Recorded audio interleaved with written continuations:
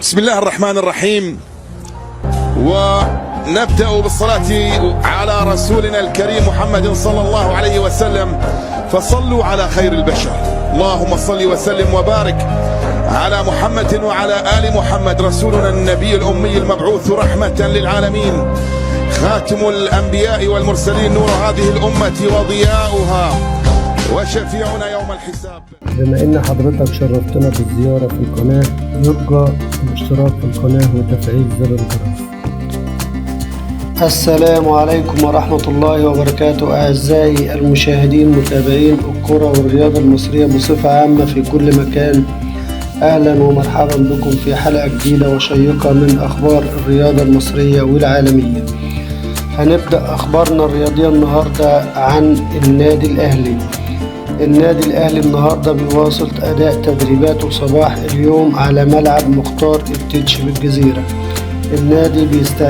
الفريق بيستعد لمباراة المصري اللي جاية في الدوري العام، وحرص الجهاز الفني على استمرار التدريبات بدون راحة وفقا للبرنامج التدريبي الخاص اللي عامله الجهاز الفني للمرحلة المقبلة. أما بالنسبة للاعبين، الجهاز الطبي بيمنح أحمد حسن كوكا راحة من التدريبات بعد إصابة اللاعب في مباراة إنبي الأخيرة في الدوري. محمد عبد المنعم بيواصل برنامج التأهيل وقريب من المشاركة في التدريبات الجماعية إن شاء الله. أما للاعب حمدي فتحي بيشارك في التدريبات بصفة أساسية، وأصبح اللاعب جاهز للمشاركة في المباريات. حمدي فتحي كان بيعاني من شد عضلي خفيف، وعلشان الإصابة ما تتطورش فضل الجهاز الفني راحة اللاعب الفترة اللي فاتت، وبينزل التدريبات النهاردة وبيشارك بصفة أساسية وبيشارك بشكل طيب. أما عن الصفقات الجديدة، خالد عبد الفتاح بينتظم في التدريبات من بكرة السبت إن شاء الله، وبيصرح وبيقول حققت حلم العمر بالانضمام للأهلي وجاهز للمنافسة في المباريات.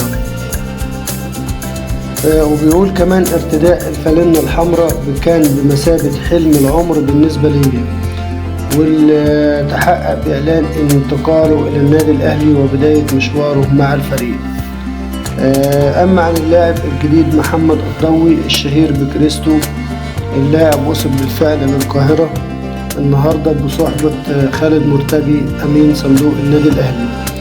اللاعب قبل ما يخش في المشاركة في التدريبات هيخضع لكشف طبي قبل توقيع العقود على أن ينتظم في التدريبات بداية من مطلع الأسبوع المقبل. كريستو من مواليد 14 مايو 2003، وإن شاء الله النادي هيأيده تحت السن.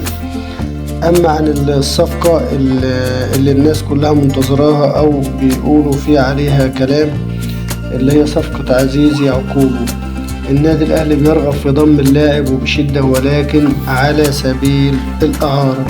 الأهلي مش ممانع إنه يشتريه، ولكن ياخد فترة إعارة لمدة 6 شهور. والله نجح مع الفريق واستكمل مشواره خير وبركة، ما نجحش يبقى خلاص الأهلي هيستكفى ال6 شهور الإعارة وخلاص، وكل واحد يروح لحاله.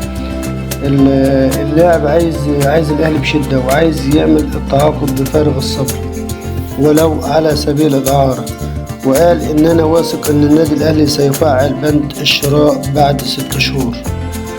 هنروح لتصريحات رئيس نادي الزمالك اللي بيهدد بالانسحاب من الدوري وبيعلن عقوبات على جميع اللاعبين بخصم 20% من المستحقات.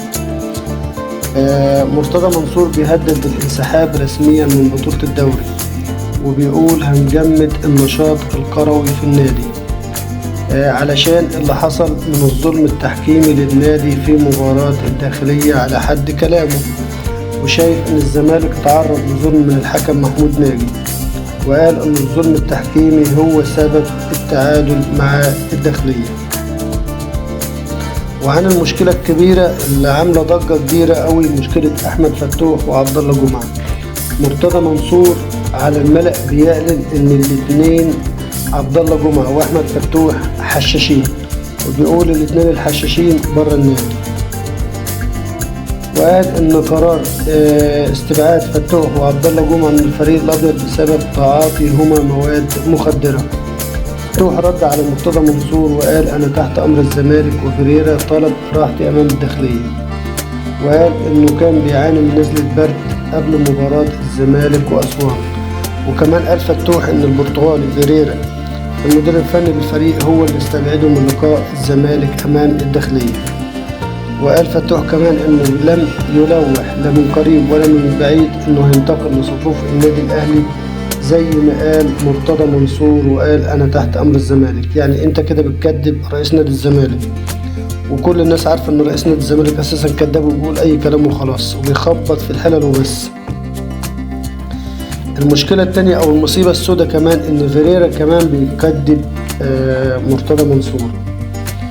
جوزفالدو فيريرا بيعلق على لما حد من الصحفيين سأله بيقول له انت ايه اخبار احمد فتوح وعبد الله جمعة، قال ان انا صاحب قرار الوقف ومفيش حد غيري انا اللي خد قرار الوقف بالنسبة لاتنين لعيبة.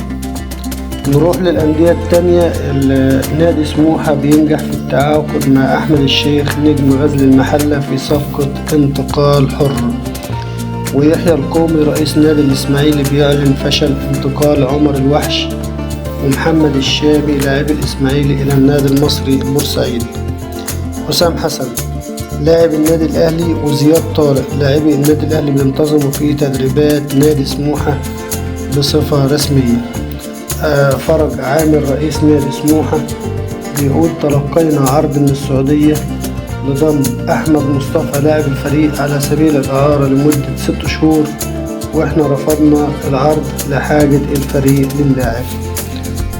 إلى هنا تنتهي أخبارنا الرياضية. شكرا لكم على حسن المتابعة، والسلام عليكم ورحمة الله وبركاته.